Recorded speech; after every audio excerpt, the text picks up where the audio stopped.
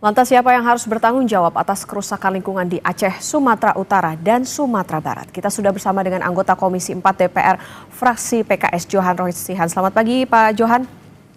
Selamat pagi Mbak.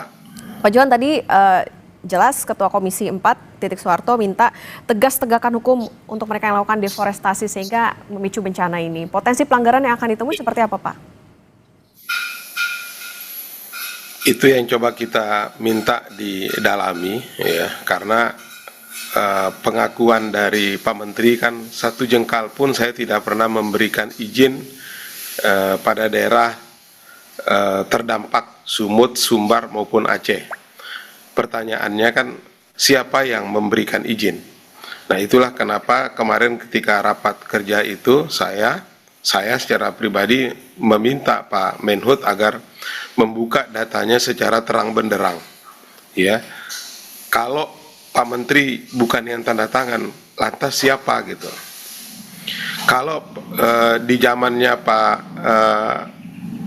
Pak Raja Juli ini tidak tanda tangan, maka perlu kita tarik ke belakang, gitu. Ibu Nurbaya kah, Zulkifli Hasan kah, Meskaban kah, atau siapakah gitu yang telah mengobral izin usaha itu sehingga kondisi hulu di daerah terdampak itu sudah sangat parah banget gitu. Karena indikasi dari data-data yang dipaparkan oleh Kementerian Kehutanan kemarin itu nampak sekali bahwa memang tata kelola hutan kita sangat lemah sekali gitu. Rehabilitasi das tidak berjalan, ada perusahaan tambang ilegal yang berkontribusi pada kerusakan di hulu. Karena itulah kami mencoba mendalami ini melalui panja fungsi alih fungsi lahan yang bukan hanya tapi fokusnya ke 3 daerah itu, tetapi ini akan terus kami kembangkan ke daerah-daerah lain yang juga punya potensi yang sama seperti yang terjadi di 3 provinsi ini. Begitu Mbak. Oke, tadi kalau dikatakan pengakuan dari Menteri Kehutanan Raja Juli Antoni tidak pernah kasih izin sejengkal pun, lantas dari DPR sebetulnya tadi kalau masih didalami, artinya selama ini pengawasan ataupun juga ada nggak sih Pak kajian dari atau milik DPR soal mitra kementerian yang bekerja, salah satunya adalah Kementerian Kehutanan ini? Ya kita belum dalami sampai di situ, itulah kenapa kita membuat panja fungsi alih fungsi lahan ini Mbak, sehingga kita bisa minta datanya secara keseluruhan ya, agar ini betul-betul kita tahu siapa sih sebenarnya yang menjadi dalang dari kerusakan hutan di Republik ini. Oke, Pak Johan, soal ekspektasi dari langkah pemerintah usut kayu gelondongan ini apa Pak? Ya kita berharap agar apa yang dijanjikan oleh Pak Menteri di hadapan Komisi 4 yang dipimpin langsung oleh Bu Ketua itu segera bisa diwujudkan.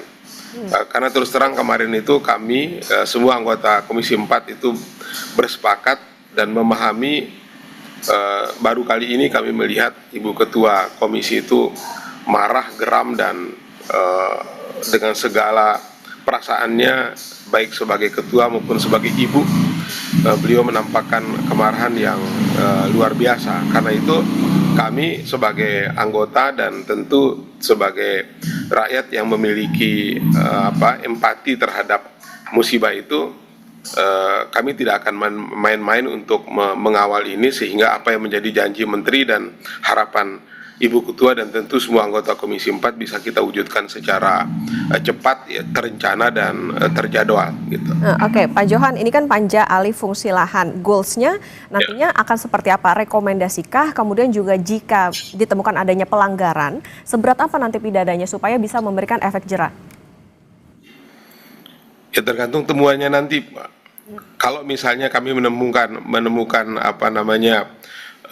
pelanggaran hukum, tentu ini akan kita lanjutkan dengan langkah-langkah konstitusional yang lain sesuai dengan fungsi tugas DPR, bisa angket, bisa apa begitu, tergantung nanti apa yang kita temukan di lapangan. Gitu.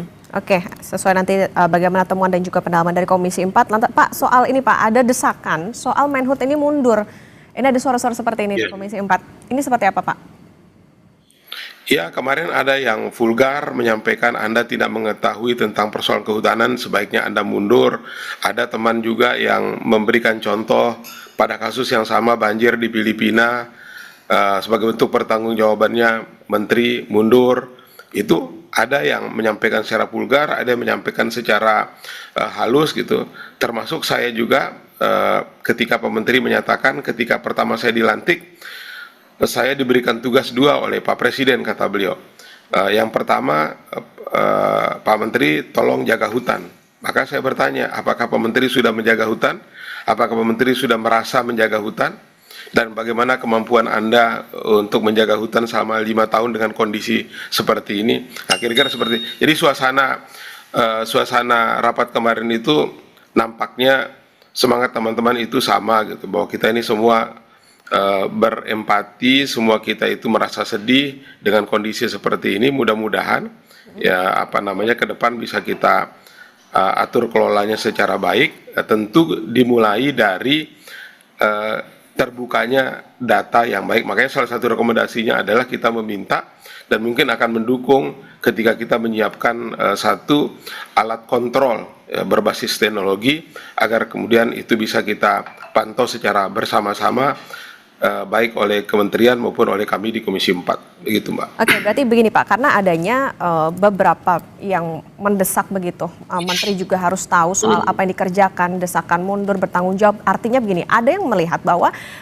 Menteri Kehutanan yang paling bertanggung jawab atas kerusakan lingkungan di Sumatera, atau seperti apa? Kemudian apakah kepala daerah juga bisa diseret Pak dalam bencana ini? Semalam saya dialog dengan teman-teman BNPB ya. Saya tanya gitu, Pak, apakah sebelum kejadian ini sudah ada tidak semacam early warning dari pemerintah?